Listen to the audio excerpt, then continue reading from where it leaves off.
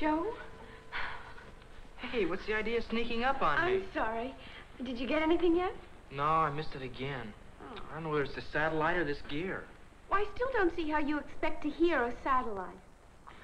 Well, sometime when I got a couple years, I'll try to explain it to you. Well, right now, if you've got a couple of minutes, how about explaining some of this to me?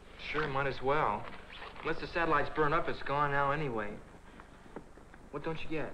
Well, I get what it says about molecules, I guess. But what I don't know... Donna? Hi. Hi, how are you? A blank. Well, listen, are you sure you got enough range? I mean, trying to pick up a signal from a satellite's pretty tricky business. Well, other guys are doing it. I'll track it down yet. You know, last night at the church, some of the kids asked me to track you and Donna down, too. Too busy. Well, sure, we understand. It's just that we're trying to line things up for the next few weeks. And we wanted to know if you'd be available to help us out with a program for one of the youth meetings. Well, maybe later on, but, well, right now... How about you, Donna? Oh, I'd like to help out. Only I'm just too busy. Okay. But remember, these meetings are important. Or did you forget? Look, Fred, just between us, this youth fellowship stuff down at the church is just taking up too much time. Too much? Well, and besides, it doesn't mean what it used to. What are you talking about? Well, I've been talking to Sid Thorpe. He's been helping me with this. So? Well, we've been talking about science and religion. I'm just beginning to realize how out of date the church really is. Out of date? Well, and things in the Bible, they don't make sense anymore, not when you look at them scientifically. Well, listen, just because Sid Thorpe happens to be president of the high school science club, that doesn't make him any authority on religion. Well, shouldn't our religious ideas stand up even under a scientific approach? I mean, either a thing is true or it isn't. Well, certainly, but listen, Joe, there's some things we just have to accept on faith. That isn't enough for me, Fred. I'm not going to build my future on something I can't prove. Well, will you talk to our youth sponsor then? Or to the pastor? Look, Fred, we don't have to talk to anybody.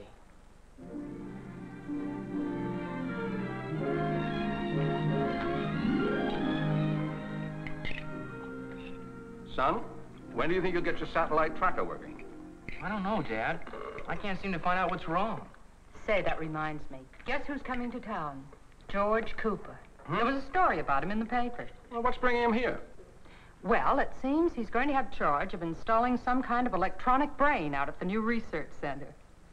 Too bad he's not still living next door, Joe. I'll bet he could fix you a satellite tracker. Boy, I'll say.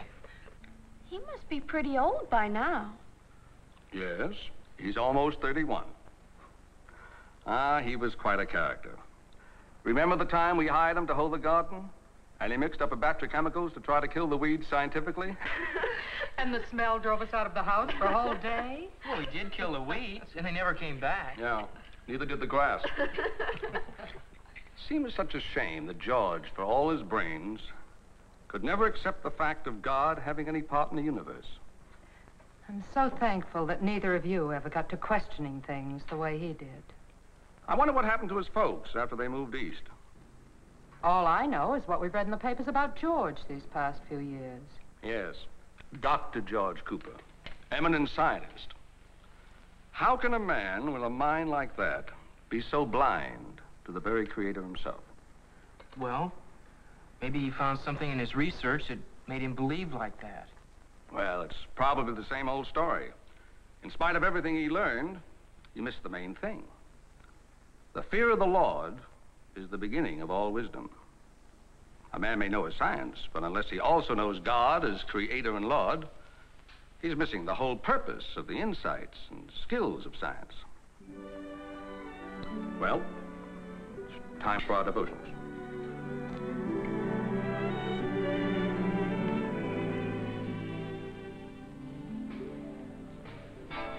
I know exactly what you're going through, Joe. Same thing with my folks. They could just realize that things change. That their ideas about religion just don't fit anymore. Well, you've got to remember, when our folks went to school, they didn't get all this science that we do today. Yeah, Sid, but that doesn't make it any easier to get along with them. If a person doesn't have my parents' old-fashioned kind of faith, they think something's wrong. You still figure you could get this Dr. Cooper to talk to our science club? Oh, sure, I know him. Well, as president of said club, I hereby appoint you a committee of one to invite him. I second the motion. You can't second the motion, you're not a member. Well, I still think it's a good idea, though, about George. Well, you two get George to show up, and I'll see that you're made an honorary member, Donna. Agreed. Hey, I gotta get going. I'll see you around. Don't forget to write George. We'll call the meeting to suit his time. Bye, Sid. Joe, Yeah? I've got a terrific idea. Yeah? Since you're going to write George anyway, supposing that we invite him to stay at our house while he's here. Well, you see, if Mom and Dad could get a chance to talk with him about science. No, I don't think they'd go for it. Well, what have we got to lose by asking? Oh, now, Joe, we've just got to do something to wake our folks up.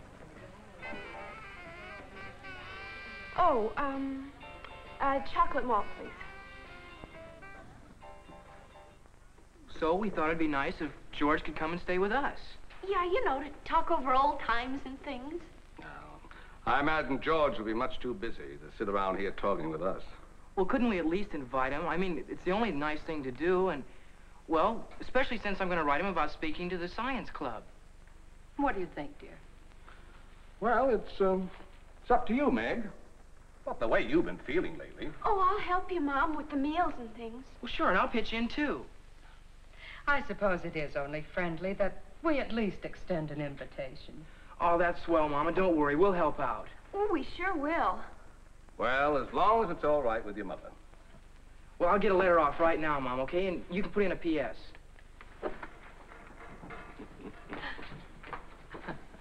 Are you sure you feel up to it? Oh, I'll be perfectly all right, dear. And George was lots of fun. Oh, well, the way Joe and Donna have been acting about their church activities, all their growing interest in science, this could be a rather memorable visit. George starts spouting off some of his scientific theories. You don't think he really would, do you? Well, if he does, it might be a good thing. But what if the children should misunderstand? They're so impressionable right now. What if he should plant any doubts in their minds? Well, let them talk to George. After all, an honest search for the truth never hurt anyone. We've got to hope that our children have a spiritual foundation that goes deeper than even they realize.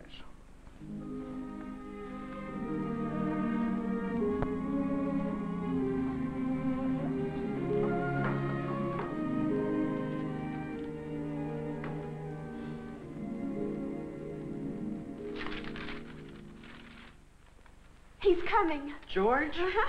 He says he'll be very glad to speak to your science club, and he's looking forward to Mom's home cooking. Okay, here, let me read it. Boy, it looks like things are going to be jumping around here. Oh, I can hardly wait. You show this to Mom yet? No, she's still taking her nap. Well, he better not wake her. She's going to need all her pep. Joe, maybe we shouldn't have done it. Why? Well, maybe it's really not very fair. After all, George is a real brain, and putting him up against our parents. Look, we're doing Mom and Dad a real favor. They're both pretty intelligent people. They're just, well, they haven't caught up with the times. Well, I know that, but I don't want to hurt them.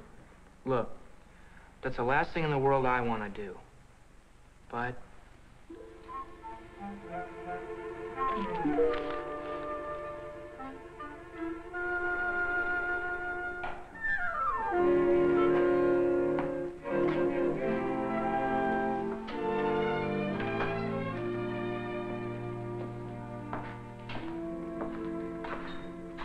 Hey, Joe. Come on over and have a seat. How's the old satellite tracker? getting nowhere fast. Well, Fred says you've been so busy you haven't had time to help out with even one meeting down at the church. Well, I've been up to my ears trying to get my equipment to work. Orange soda, Andy, please. Say, Joe, I was talking to Sid Thorpe after school. He says you're bringing Dr. Cooper over to the science club. Yeah? Who's he? George Cooper is a scientist. He's putting in the electronic brain at the research center. Well, say, he doesn't have any small portable brains for sale, does he? Could sure use one in chemistry. Oh, say, Joe, how come you're palling around with a guy like that? Oh, he used to live next door. In fact, he's going to stay with us while he's in town. With your folks? Why not? Might be interesting. Well, it just seems sort of funny. I mean, well, this man's a scientist, and, well, the way your folks believe... Tell me, Joe, how does he explain away God? Well, why don't you come to the science club meeting? Let him tell you. Okay, I will. Why don't you kids come, too? All right. Well, sure. I'd like to ask him a couple questions. I imagine he can handle anything just about anybody can throw at him. Well, hey, whose side you on? Side of truth. Well, what do you mean by that? It's just that I'm in favor of the scientific approach to everything.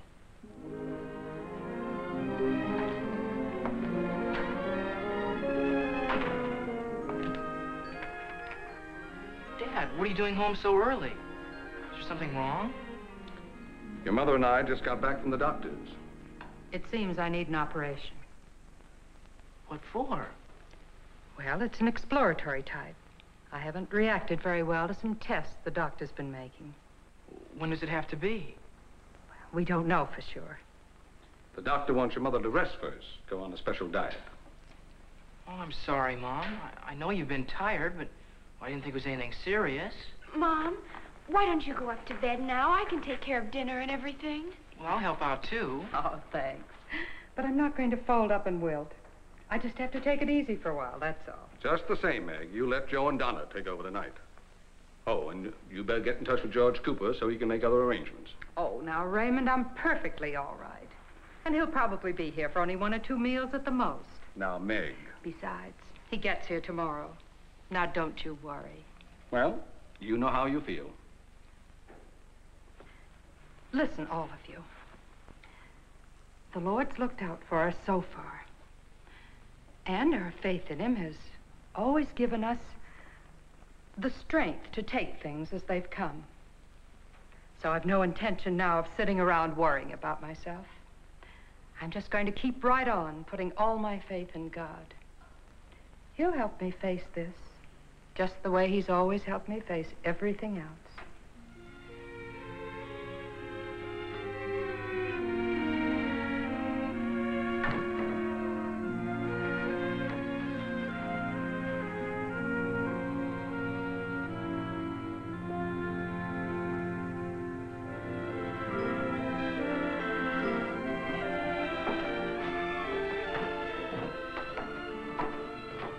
Ready for me to wipe the dishes yet? Oh, I've already finished them.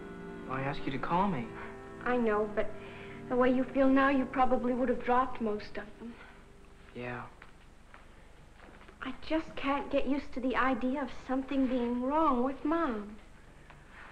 Me neither. I guess it's just that we've been, well, taking it so much for granted that she'd always be...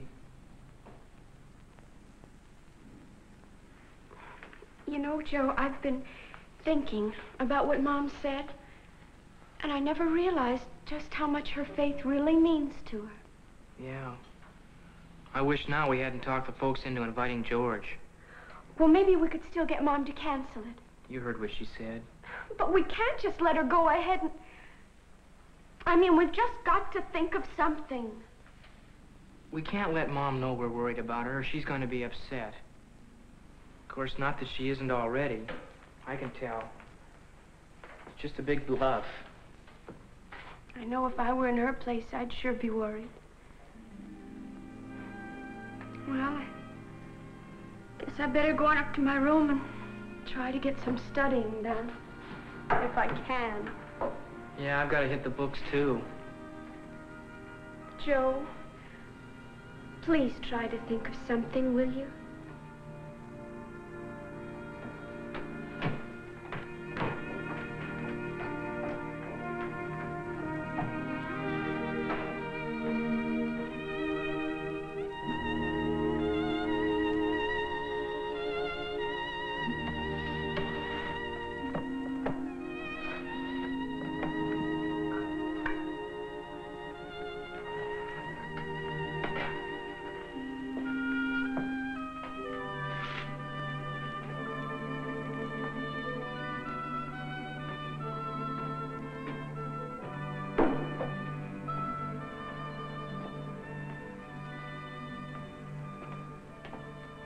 Meg, it's after 10 o'clock. Don't you think you should be in bed? Yes, I suppose so. You know, dear, this 23rd Psalm, of all the times I've read it, I think tonight it means more to me than ever before. I shall fear no evil, for thou art with me. Oh, I'm not saying I'm not concerned, but I'm just not going to be overly anxious, because I know God will see us through, just as he always has. Of course he will, Meg. Oh, Raymond, what do people do who have to face a problem like this without a living faith in the living God?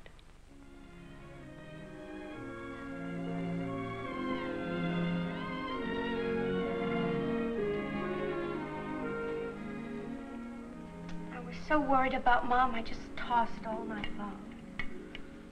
I don't see how Dad can be so calm about it all. Joe, we've just got to call off George's visit. After what you overheard last night, if he should say something. That's what I've been thinking. Even if Mom's beliefs are old-fashioned, if they're going to help her out. But how would we head George off? Maybe I'd get one of the kids to drive out to the airport and meet him. It's plain as and doodle after school anyway, and I could just explain things. Oh, but what are we going to tell Mom about George? Well, we'll cross that bridge when we come to it. Let's get these dishes.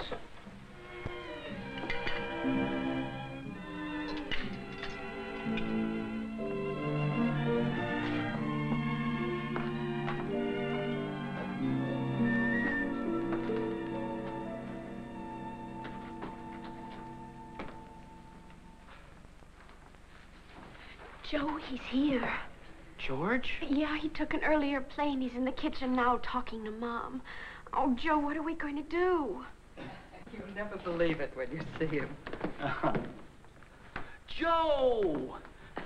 Man, but you've grown. Last time I saw you, you were marble champ of the 2nd grade. Or was it the 3rd? Yeah, you were the one that showed me those trick shots. I remember. Say, George, do you know anything about satellite tracking gear?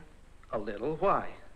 Well, I built a set and I can't get it to work. I wondered if you'd come down and take a look. Now, Joe, don't bother George with that yet. He just got here, and he's hungry. Well, I'll fix lunch, Mom. Fine, then we can sit down and chat. Mom, I hate to break in, but I have to ask George some things about the science club program so I can tell the kids at school this afternoon. George, would you look at my satellite receiver, just in case? Okay, Joe, sure. If you'll excuse us, Mrs. Burton. Of course, but don't let Joe talk your arm off. When he gets going on science... Well, maybe I'll talk his arm off.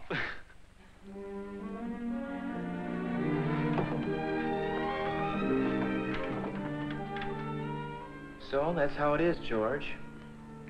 Even though my family's beliefs are old-fashioned, well, in a way, it's about all that's keeping Mom on an even keel right now. So, if you could just sort of play along. Well, that's no problem, Joe. Thanks, George. Donna and I knew we could count on you.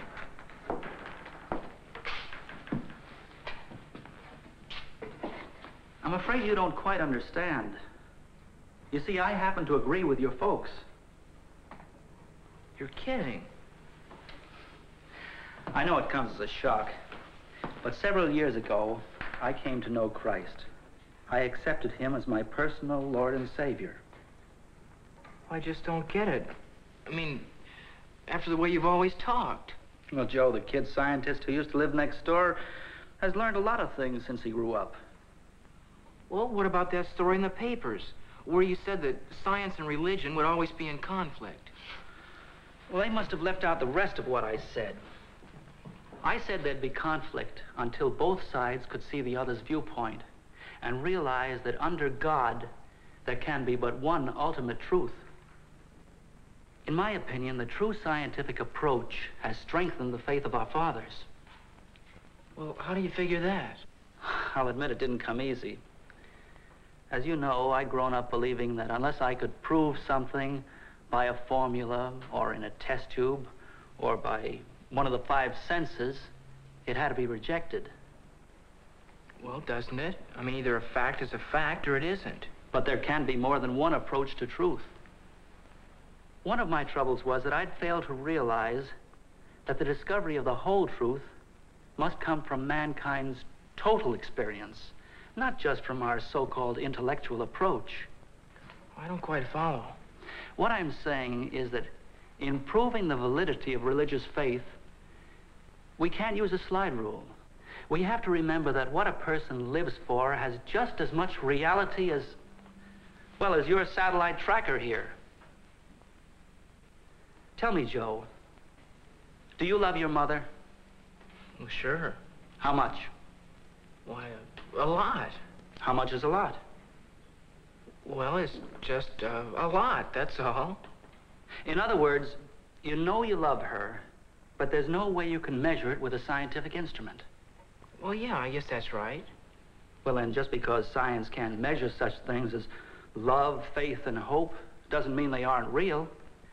You see, Joe, there is more to this world and to human life than demonstrable physical realities. There's a world of the spirit, which is just as real as the world of chemistry and physical science. But how can you prove that it's real? The overwhelming evidence of 2,000 years proves it. God speaks directly to the human heart. His greatest and most direct revelation was through Jesus Christ, his Son. Every person who has ever really believed in Christ has found this to be true. His life has been changed.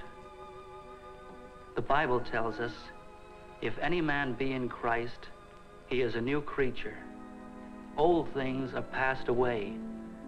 Behold, all things are become new. But what about the conflicts between the Bible and facts that science has dug up? Well, I believe that any such seeming conflict arises because our present total approach to truth is still incomplete. After all, it wasn't really so long ago that scientists believed the world was flat and that the sun revolved around the earth. Joe, it's not a matter of science versus Christian faith, but rather science, as it discovers truth, is one of the avenues through which God is constantly revealing himself. You say you built this. Well, I put it together, or tried to. Well, can you imagine trying to put this together by placing all the parts in a barrel and shaking them until you had a perfectly working set? Hardly. Well, isn't it even more difficult to imagine that this wonderful universe, about which we still know so very little, could have just happened by accident? The more I see of the universe and its wonders, the more it becomes obvious that behind it all is the supreme intelligence we call God, the Creator, and that our every attempt to understand the facts of our existence draws us closer to Him, and that He has already given us the key to the meaning of life through His Son, Jesus Christ, who said, "I am the way and the truth and the life. No man comes to the Father but by me."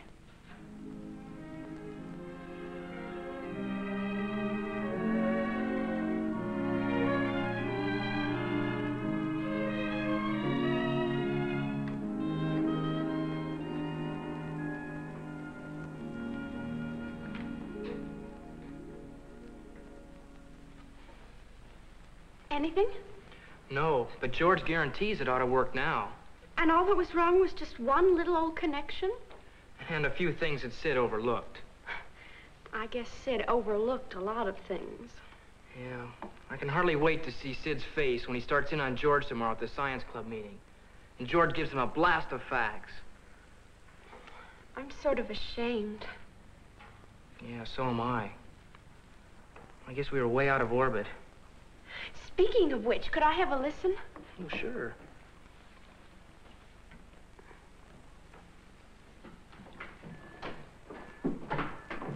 Joe, I hear something.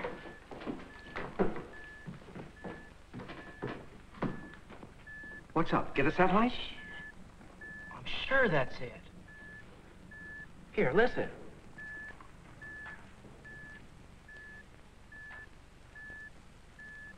Well, what do you know? Here, Raymond. Yes, sir. I sure hear something. Imagine getting signals from something way out there in space. Boy, it sure is terrific. Good old George. The right connection and presto. Yes, when you get things connected right, you can hear the most wonderful message of all. The one God sent this old world a long time ago.